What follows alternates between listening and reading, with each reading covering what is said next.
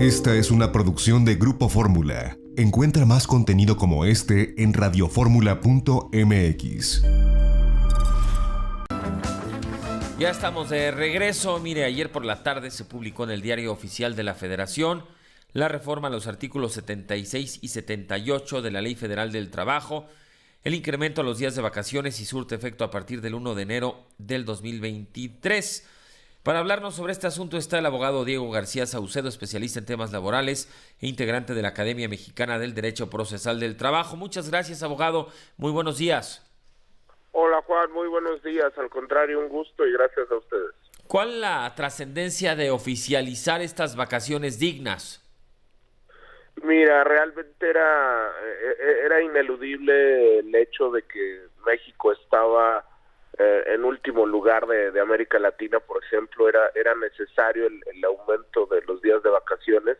Como bien lo mencionas, ayer en su edición vespertina, el Diario Oficial de la Federación ya publicó la modificación que tuvo un trayecto legislativo bastante atropellado desde que, pues bueno, fue una aprobación unánime en senadores, pero luego se mandó a diputados y se estuvo congelando un poco por el tema de la redacción. Bueno, un sinfín de etcéteras, y por fin el día de ayer por la tarde ya lo vemos materializado, ¿no? Sin embargo, pues obviamente esto, aunque sí va a beneficiar al sector obrero, pues no se ha mencionado mucho el tema del impacto al sector patronal, ¿no? Porque pues va a implicar un costo para las empresas que no se menciona mucho. Entre ellos, pues, aunque, por ejemplo, el porcentaje de la prima vacacional que regula el artículo 80 de la ley no se modificó en cuanto a su porcentaje, se mantiene en un 25%, pues bueno, es lógica aritmética el decir que el aumento, poniendo como ejemplo el primer año que aumenta de 6 a 12 días, pues técnicamente es un incremento del 100% en el pago de la prima, ¿no? Porque no es lo mismo el 25% de 6 días que el 25% de 12 días. Entonces, ese es un impacto.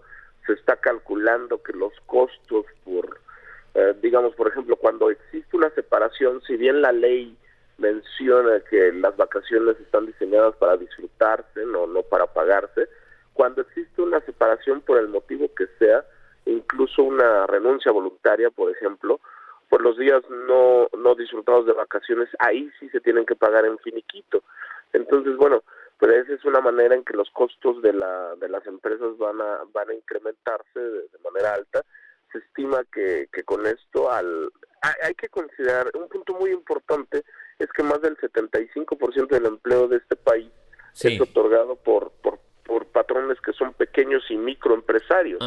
Entonces, ellos no tienen este músculo financiero cuando pensamos en las grandes transnacionales para asumir estos costos. De por sí ya venimos sobreviviendo de la pandemia, tenemos un incremento histórico del salario mínimo, realmente van siendo costos para las empresas bastante altos. Esto te lo iba a preguntar porque nos están llegando algunas dudas del auditorio, que si solamente aplica para los burócratas, para empresas privadas. ¿Es parejo, abogado? Es muy importante aclarar que esta reforma, como bien lo dijiste, modifica el 76 y el 78 de la Ley Federal del Trabajo. Entonces se refiere únicamente a trabajadores que pertenecen al apartado A del artículo 123 constitucional.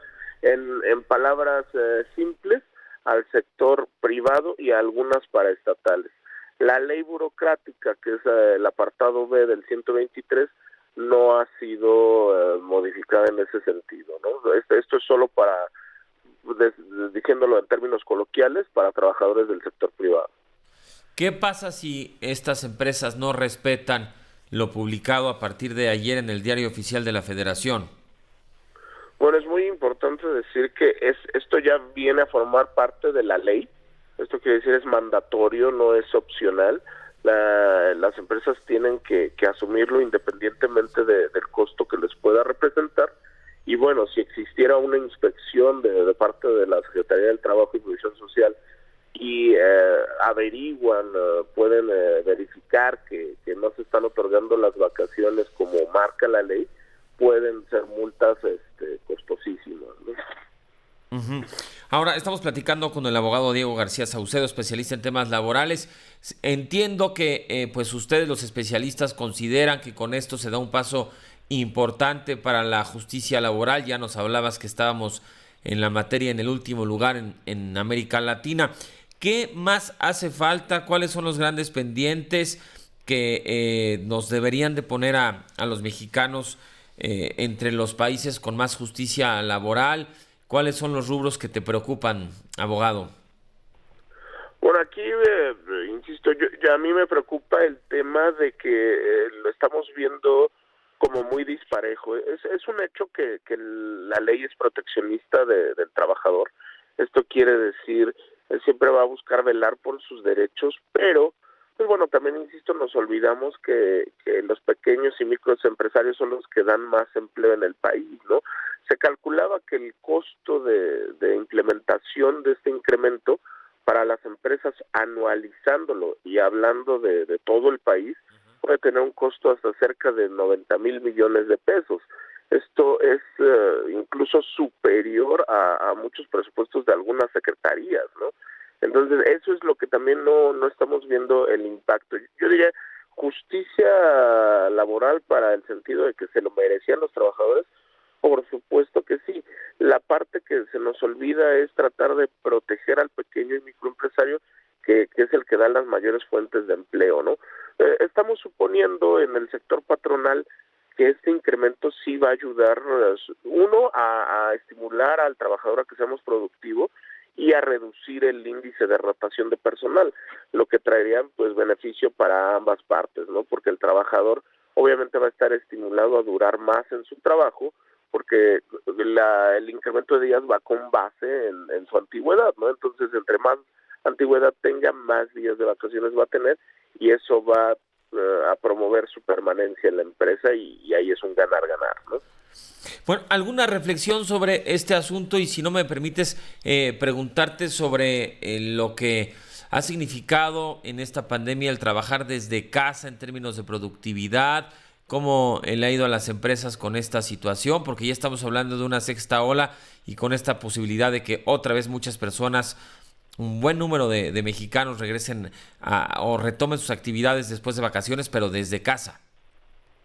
Claro, como es una pregunta muy interesante, y como te lo mencioné un poco antes, la apuesta patronal es la productividad, porque así como estábamos en último lugar de América Latina en cuanto a días otorgados de vacaciones, también es importante mencionar que estábamos en los últimos lugares de productividad.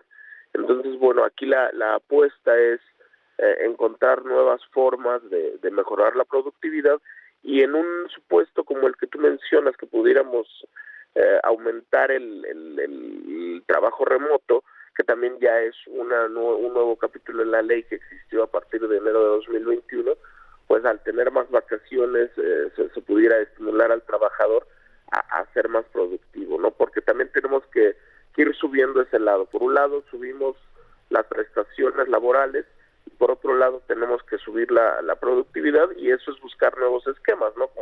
Como el teletrabajo. Pero yo creo que estamos fincando el camino correcto. Habrá que ver cómo responden ambos sectores, me refiero al patronal y al obrero, con estos cambios. Abogado, pues muchísimas gracias, de verdad. Fuerte abrazo y lo mejor para ti y para tu familia. Abrazo de vuelta y nada que agradecer, a sus órdenes. Gracias, muy buenos días. Esta fue una producción de Grupo Fórmula. Encuentra más contenido como este en radioformula.mx.